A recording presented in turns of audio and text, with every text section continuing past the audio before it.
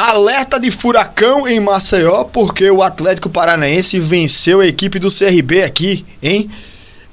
Tentando quebrar um pouco o clima, porque ontem o CSA perdeu também, então eu tô puto. Mas enfim, vamos comentar aí um pouco dessa 23ª rodada da Série B do Campeonato Brasileiro. Já agradeço a presença de todos vocês. Dá o like aqui no nosso vídeo para fortalecer nosso vídeo ficar em alta aqui no YouTube. Se inscreve aqui no nosso canal, porque ajuda também na divulgação aqui do nosso trabalho. Nosso canal fica cada vez mais relevante. E vamos lá, meus amigos. No link na descrição também você encontra todos os nossos canais, redes e perfis para você poder acompanhar a gente em todas as plataformas, tá bom? Vamos lá botar aqui na tela 23ª rodada, que já começou com a Chapecoense enfiando 4-0 no Atlético, na casa do Atlético. Eu tinha citado, Chapecoense, um time que vem numa evolução, numa crescente muito boa, né? E eu tinha citado que era favorito mesmo jogando fora de casa. A Chapecoense vem jogando muito bem e o Atlético vem caindo muito de produção. É um time que melhorou algumas rodadas atrás, mas de novo vem caindo de rendimento, né? Então, apostei aqui no favoritismo da Chapecoense. Assim como imaginei também que a equipe do Criciúma fosse vencer a equipe do Novo Horizontino, né? E venceu. O Novo Horizontino vem também caindo um pouco de produção, já sai da zona de classificação, perde o lugar para o próprio Criciúma, né? E aí imaginei que o Criciúma fosse ter esse favoritismo. Teve e venceu, né? Então, vitória aí da equipe do Criciúma dentro de casa, confirmando também a boa fase da equipe do Criciúma, certo? Que vem evoluindo muito, um time que estava lá na parte de baixo da tabela, tendo muita dificuldade, engatou, disparou e agora entra no G4.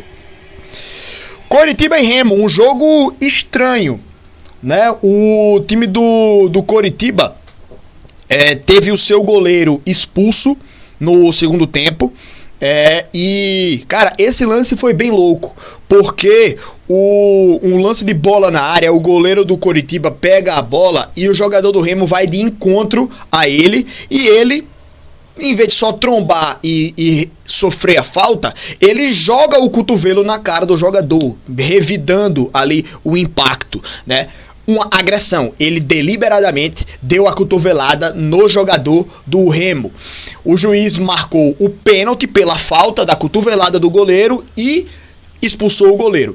O VAR, quando chamou, nas imagens deu pra ver que o jogador do Remo vai de encontro ao goleiro e ele resvala no goleiro de frente, evitando que o goleiro faça a reposição rápida. Isso é falta. E depois que o jogador tromba no goleiro, o goleiro joga o cotovelo. Então, assim, a falta do jogador do Remo, ela foi antes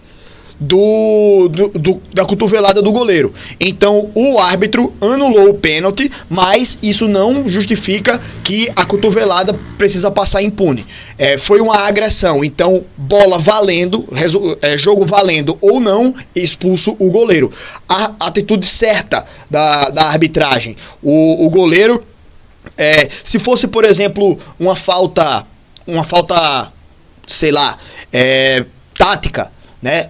A situação não teria acontecido, não estaria valendo o jogo por conta da falta que aconteceu antes. Aí seria um cartão, por exemplo, amarelo ou um vermelho, porque fez uma falta tática, evitou um contra-ataque, alguma coisa assim. Então, aí poderia até anular, certo? Mas como foi uma agressão, a agressão não tem justificativa, né? Não é uma situação de jogo. A agressão ali, ela aconteceu, então, valendo o jogo ou não, e não estava valendo mais porque já tinha sido falta do jogador do Remo, cara, foi uma agressão, né? Então vermelho e anular o pênalti pra mim foi a atitude correta do árbitro. Na sequência, o jogador do Remo foi expulso, mas o árbitro de vídeo anulou, né, a expulsão, pelo que eu vi. Eu tava até numa correria no sábado, não consegui parar pra assistir ao jogo mesmo, mas eu vi esses detalhes aí da partida, né, os pontos principais, os pontos-chave da partida. E aí o jogador do Remo, numa disputa, ele olha o jogador do Coritiba e correndo assim, ele usa o braço pra afastar o jogador e roda uma mãozada no rosto do jogador. Cara, só pela burrice do jogador do Coritiba, do jogador do Remo, na verdade, ele merecia ter sido expulso ali, só por causa da burrice. O árbitro já deu um vermelho para o outro time e num lance parecido ali, vai tomar o vermelho também. Mas a arbitragem de vídeo entendeu que não foi algo tão pesado assim para ser um cartão vermelho, né? Então, pelo que eu vi ali, eles anularam a expulsão, não foi? Então, só pra gente poder ver aqui exatamente, né, se foi isso, né? Cadê? Em jogo marcado pelo VAR, em pênaltis e expulsões, né? O jogo tem 2 pênaltis, um para cada lado e um vermelho para Davó do Remo anulados, né? Então foi isso mesmo. O Davó, né, ele tinha sido expulso, mas o árbitro tirou a expulsão. E aí, nesse lance aí eu já discordo, né? Mas isso daí, cara, é só porque o jogador também ele tem que ser malandro, né? O jogador ele precisa ter a malandragem também. Ele já sabe que o cara expulsou o jogador do outro time e ele faz um lance bem parecido, tá ligado? Só por essa burrice aí, eu teria expulsado o jogador. Eu olhava assim, não, velho, um imbecil desse aí, pô, fazer esse lance aí na cara de todo mundo, jogar a mão, embora não tenha sido tão pesado quanto uma cotovelada, né? A cotovelada do goleiro foi mais agressiva. Esse tapa aí tem ainda aquele negócio de tentar parar o jogador e tal, mas a mão na cara, pra mim era falta pra vermelho, né? Então, assim, só pela burrice também do jogador eu teria expulsado ali. E teve um pênalti também a favor do Coritiba, que foi anulado. Velho, um jogo muito louco aí, né? E terminou 0-0. O Goiás se aproveitou, né? O Coritiba tropeçou em casa, o Goiás foi lá, ganhou do América, que não tá ganhando de ninguém também, né? E assume a liderança do campeonato. Então é uma Série B que tem troca de lideranças o tempo inteiro, né? Entre Coritiba e Goiás. E ao que tudo indica, são 2 times que vão se manter nessa briga pela primeira colocação até o final do campeonato, né? Encaminhando aí o acesso e depois brigando aí pelo título. E o América, o América já cola aqui na penúltima colocação, né? E vem dando indícios muito preocupantes à equipe do América. O time do CRB perde para o Atlético Paranaense, né? Eu tava até na casa do meu sogro, né? No sábado. Meu sogro é torcedor do CRB. E a gente tomando uma lá, pô, né? Ele tomou uma, ficou naquele jeito e ele esqueceu do jogo do CRB, pô. Aí a gente conversando daqui a pouco, ele foi ver quanto é que tava o jogo, mas acabou nem botando pra assistir. Tinha tomado uma da peste lá, velho, meu sogro. Resenha demais o Dênio. Eita. Mas aí ele acabou até esquecendo, pô, do jogo, nem acompanhou ali o primeiro tempo. No intervalo eu vim embora, né, pra casa, e quando eu cheguei aqui já tava 1-0 para o Atlético. E aí fiquei acompanhando ali o jogo, mas foi aquele jogo ali que, se não me engano, até poucas oportunidades, né? Sei lá, eu também tava meio bêbado já, né? Mas enfim, perde aí a equipe do CRB que tinha vencido.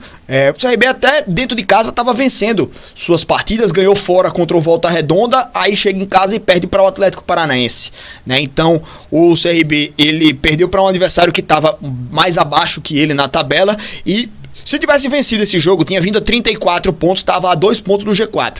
Mas com esse resultado aí, o time cai aí na tabela de classificação. Cai não, né? Acho até que a distância se manteve a mesma, 5 pontos, né, para o G4. Mas perde a chance de dentro de casa se aproximar da ponta lá da tabela, né? Dessa briga pelo acesso. O Paysandu perdendo dentro de casa estende mais uma vez a fase negativa da equipe do Paysandu, que era um time que melhorou muito em determinado momento do campeonato, conseguiu uma extensa sequência de vitórias, né? Mas que em determinado momento também voltou a cair de rendimento e agora volta inclusive para a lanterna do campeonato, né? Então assim, é um Paysandu que eu vejo até alguns comentários de pessoas do Paysandu, né? Mas que também não tenho muito a propriedade para falar do que está acontecendo internamente, mas eu vejo muita gente reclamando do extracampo também da equipe do Paysandu, né? Diretoria e tal. Então é um time que pode acabar se complicando aí no campeonato, né? Apesar disso, não é uma situação extremamente irreversível, né? Não é algo catastrófico. São 4 pontos de diferença e que se o time do Paysandu conseguir de novo aquele lampejo que teve lá algumas rodadas atrás de garantir uma sequência de vitórias aí, ou até uma sequência de invencibilidade como fez, né? o Paysandu pode sim sonhar com sair da zona do rebaixamento. Era um Paysandu que ele vinha numa sequência boa de vitórias. Vou até colocar aqui a sequência do Paysandu, né? Porque o time conseguiu uma grande sequência. Então vamos botar aqui, ó. Jogos aí da equipe do Paysandu, tá?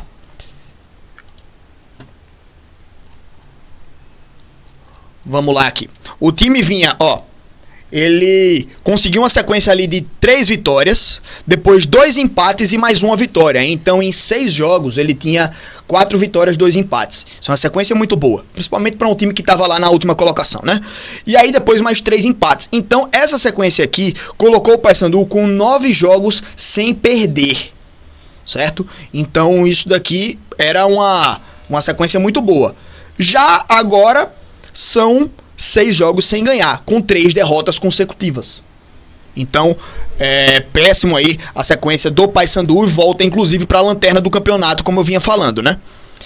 E o Operário vencendo esse jogo, sobe mais um pouco aqui na tabela, né? Dá uma escapada ali dessas últimas colocações e aumenta um pouco aí a sua margem, mas segue ali aquele time de meio de tabela. Ferroviária 0, Volta Redonda 0. Achei que a Ferroviária ia ganhar esse jogo, hein? Cara, eu vi acho que 2 jogos aí do Volta Redonda. Um contra o Avaí, dentro de casa, e que o time jogou até bem contra o Avaí. E eu vi o jogo contra o CRB, que jogou muito mal, né? Então, assim, pra mim o Volta Redonda é um time que é candidato ali ao rebaixamento. Pra mim é um dos times que eu acho que vai cair, certo?